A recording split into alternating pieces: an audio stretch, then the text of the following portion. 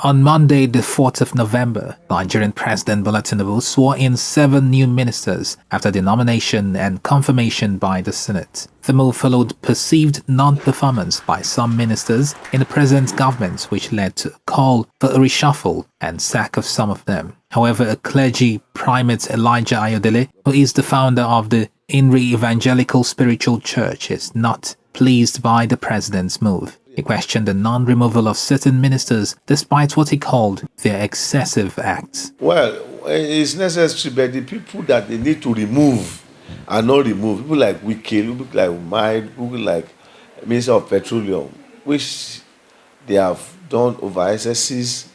The Minister of Petroleum is not even performing. Wike is just making life miserable for people. So these are the areas where there will be necessity that they will have done, and the president did not do it. So I berate the minister reshufflement by the Mr. President.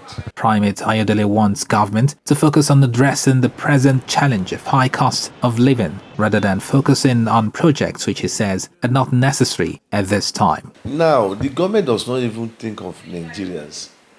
Constructing road from Lagos to Calabar is unnecessary. These are the things that will be adding burdens. Constructing road from Badagry to Sokoto is unnecessary.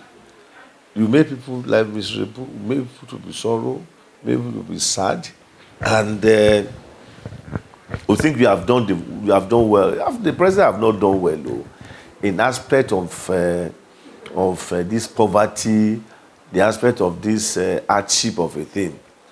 Every now and then, they get it wrong. The clergy advised religious organizations to help cushion the effect of high cost of items by offering citizens alternatives to afford basic foodstuff and items. Ayodele advised the government to invest in agriculture to crash the price of food in the market. Well, the religious organizations like us have done our best. Like end of this month, we are doing palliative, where we are going to sell rice, we reduce the price ridiculously, in order to help the society. A tuber of yam is 5,000. We are going to sell it for 1,500. A crate of egg is 6,000. We are going to sell it for 2,000. A bag of rice of 90,000 will be sold for about 20,000. So, these are my own side of it. These are what we can do.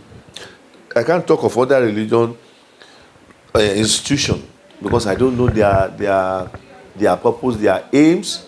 But in my own aspect, these are the areas where I've been doing for the past 2 years in order to help the government, in order to take us out of poverty. So it's by doing this palliative that will help a lot. And a lot of churches are doing it, to be honest. They are doing so well. Well, the price in the global market of oil will still increase. Nigeria will still buy petrol for 1,003, 1,004. If we have not prepared for that, let us go and prepare for that. Even if not 1,005. So the price of food commodity will still be increased. And you see, things of 500 naira, when you have money, you won't be able to buy. So the situation we are finding ourselves now is so alarming. So that is just it. So what do you think is the way forward, and what we advise? What's the way forward? My advice for the president, for the government of the day, is let them go and create agriculture. That road, that strength they put to do that road, let them put same strength in order to create farmland for beans, rice, corn, milk, and etc. etc. Access 24 reports that Nigeria has been facing a high cost of living challenge occasioned by the petrol subsidy removal and the floating of the naira last year by President Bola Tinubu.